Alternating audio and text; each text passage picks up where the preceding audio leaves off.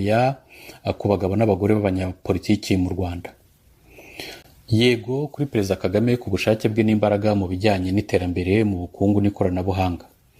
Oya ku gufunga urubuga rwa politiki n'ibikorwa by'ubuyobozi bidashingiye kuri demokarasi ahubwo bikoresha igitugu cya gisirikare. Yego ku bitangaza bye mu rwego rw'ubuzima harimo mituweli, drone, twa tudege duto tutagira umudereva. Oya ku bwicanyi, gushimuta, kurigisa no gufunga abatavuga rumwe nawe. Yego ku mbaraga guverinoma ishyira mu kubaka imiturirwa mu murwa wa Kigali, amahoteli y'inyenyeri 5, ahantu ho gukorerwa amanama mpuzamahanga mu murwa. Yego ku gukomera ku isuku ntangarugero mu mihanda yo mu murwa mukuru. Oya ya rutura ku gutsikamira uburenganzira bw'ibanze harimo n'ubwisanzure mu gutanga ibitekerezo hamwe n'uburenganzira bwa muntu. Yego kuri Victoire Ingabire ku bushake yagaragaje bwo gufunguza urubuga rwa politiki mu Rwanda, guharanira igihugu kigendera ku mategeko hamwe n'ubutabera butavangura kandi bwigenga bureba bose. Oya ku banyamuryango bamwe na bamwe bo mu ishyaka rye rya politiki bagerageza guhakana jenoside yakorewe Abatutsi. Nzi neza ko mwe nabo batigeze bamenya neza umuyobozi wabo. Yego kuri Generali Kayumba Nyamwasa na bagenzi be kera bahoze ari inkoramutima za Paul Kagame n'abasangirangendo ba FPR Inkotanyi ku gushyira ubuzima bwabo mu kaga, bemera gufata bagashyira ku karubanda ubuhubutsi bw'ubutegetsi bugenda burushaho gukoresha igitugu n'ukwikanyiza hamwe n'ingufu bashyize mu kunyomoza ibinyoma byashyizwe mu Banyarwanda kuva mu myaka 20 ishize.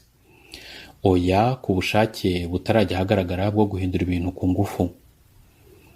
Yego kuri Faustin Twagiramungu ku bwigenge bwa roho, ubwisanzure no gutinyuka kurwanya akarengane n'igitugu Abanyarwanda babayemo imyaka, akarwanya umunyagitugu wese yaba umuhutu cyangwa umututsi agamije kugera ku ndoto z'u Rwanda rwiyunze. Oya ku mvugo ze zishyigikira kugaruka kw'impunzi ku ngufu.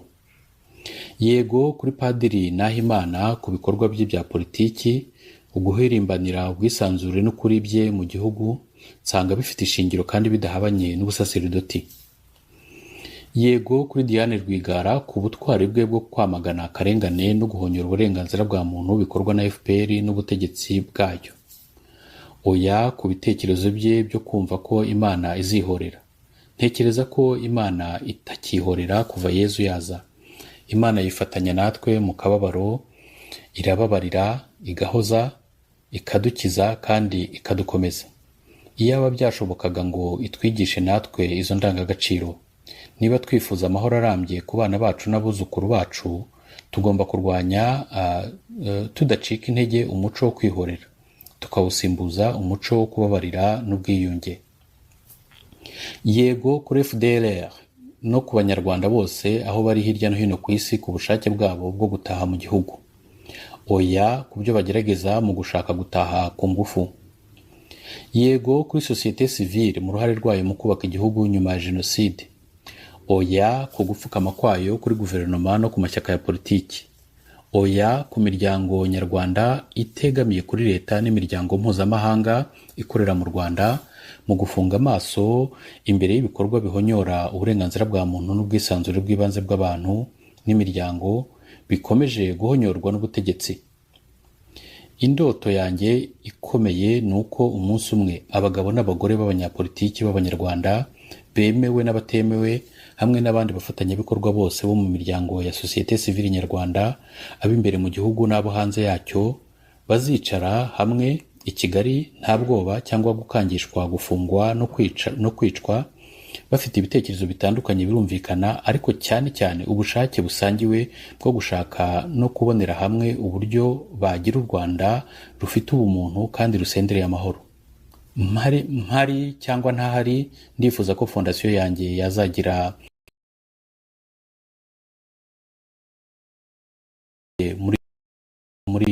muri iyo ndoto. Ndizera n'umutima wanjye wose ko umunsi umwe u Rwanda ruzaba igihugu kigendera ku mategeko, aho umwuga w'ubunyamakuru bw'ubucukumbuzi uzakorwa nta nzitizi cyangwa iterabwoba, nta gukumirwa cyangwa guhozwaho ijisho, aho imiryango itegamiye kuri leta izakora akazi kayo idashaka kunezeza guverinoma, aho impirimbanyi z'uburenganzira bwa muntu n'ubundi burenganzira zizakora nta bwoba bwo gukurikiranwa, guterwa ubwoba, gukangwa cyangwa kwitwa abanzi b'igihugu, aho uburenganzira bwo gutanga ibitekerezo bwemewe, aho umuririmbyi ashobora kunenga guverinoma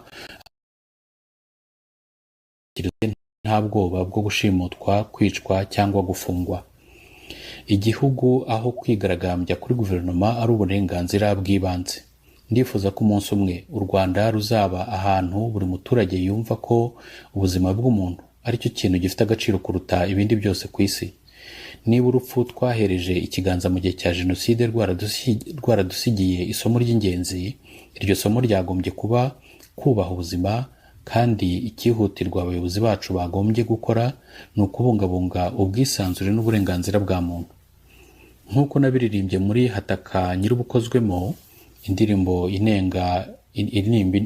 inenga itarigeze isohoka kuko nafunzwe itarajya ahagaragara, nemeza bikomeye ko imiturirwa n'amamodoka manini mu mujyi wa Kigali, ibitangaza mu rwego rw'ubukungu n'ikoranabuhanga, hamwe n'ibindi byagezweho tudasiba kwirata buri gihe, rimwe na rimwe mu kinyoma kugira ngo dushiture abafatanyabikorwa, bitazaduha umunezero igihe cyose uburenganzira n'ubwisanzure bw'ibanze bikomeje ubudasiba kunigwa no guhonyorwa.